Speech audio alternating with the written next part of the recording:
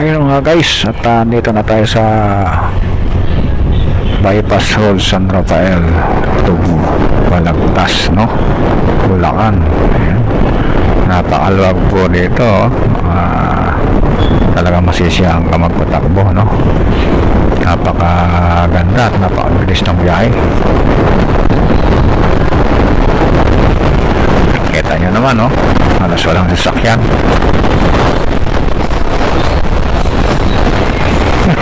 Ang sarap.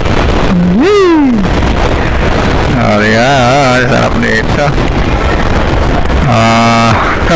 Halos walang sasakyan eh, no? Bira, ano ang dami dito, no?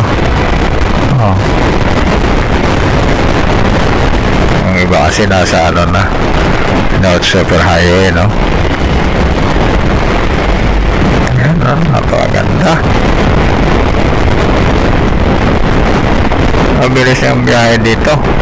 Mga ilang bayan din yung di natin madadaanan, ano? Yung Baliwag, yung Laride, yung Biginto, ayun, matraffic yung area na yan. Paghapon. Pero pagdating natin doon sa may bandang dulo nito, talaga madilim na. Bago natin malampasan itong bypass road. So madilim na yan.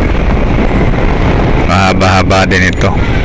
Nasa magkamali, nasa 25 kilometers din siguro.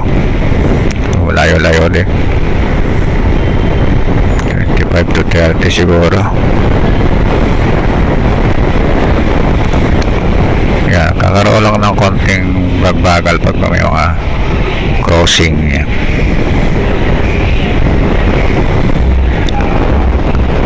Yan, diretso tayo ng Balagtas. Pagdating doon sa Balagtas, Bukawi, mga sunod-sunod dyan, may Kawayan, Valenzuela, Malabon. Doon talaga napaka-traffic yung area na yan. At na tayo makatagal bago tayo makarating ng monumento. Okay mga guys, thank you for watching. Bye bye.